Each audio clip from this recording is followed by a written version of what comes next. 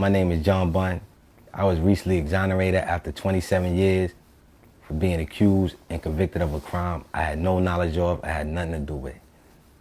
I was 14 years old. I'm an innocent man, Your Honor, and I have always been an innocent man, Your Honor.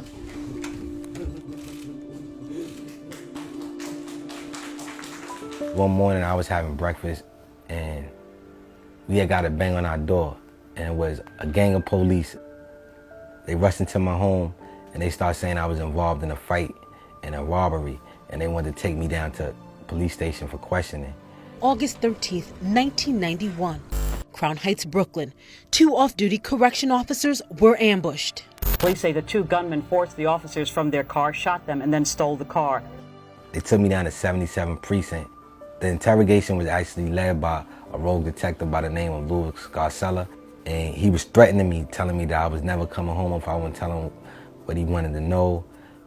He put me in a lineup with grown men. He made me sit down and hold a number up, and a couple minutes later he came back and told me it was my lucky day that I got picked. I woke up the next day thinking it was a dream, that it was like I was gonna be home, that it wasn't real.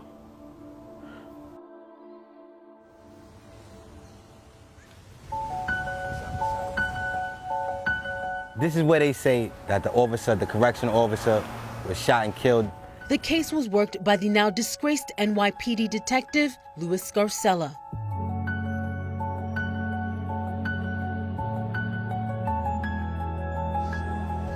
This happened like 4 in the morning. I was in my house sleeping at the time when this happened.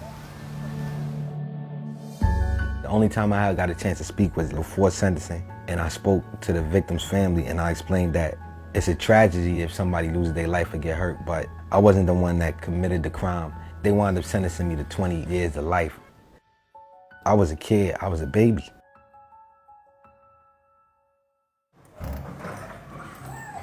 When they sent me to prison, that was like one of the most scariest feelings I ever experienced. And I didn't know how to read. I wanted to communicate with my mother, and I just wanted to tell her how I felt. And that motivated me. I started with like dictionaries and children's books. By the time I was 17, they was also sending me to state prison. So I got my GED and I graduated to state prison.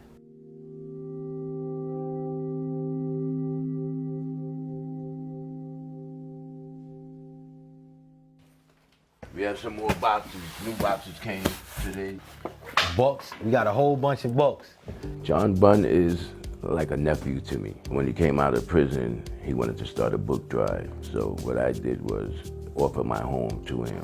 Nice. Reading changed my life. Reading changed my mentality as a person. I wrote my mother one day and I said, they can lock my body, but they can't trap my mind. I've been in there where I felt trapped without a voice for so long, but the power of reading could take my imagination and take me to anywhere in this universe, and I don't feel like I'm trapped anymore. In order for me to push forward, I dedicated myself to a literacy program which I started. It's called A Voice for Unheard. Psychology, physical therapy. Just look at the type of books that we got. John started a library on Rikers Island in the prison, and he gave over 20,000 books.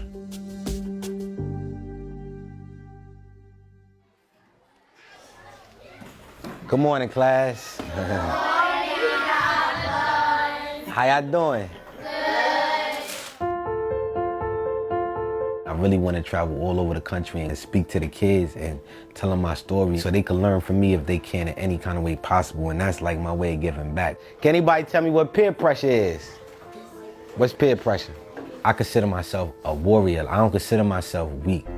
I feel like I can adjust to almost any circumstances after I done been through what I've been through, and I could survive it. Let's get a group hug, y'all. One group hug. When I go in them classrooms, when I'm with them babies right now, I'm a symbol of leadership to them.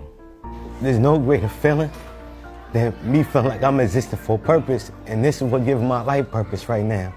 Through my adversity and through my misery, I think like God has presented me with a blessing. So through my nightmare, I usually say I found my dream.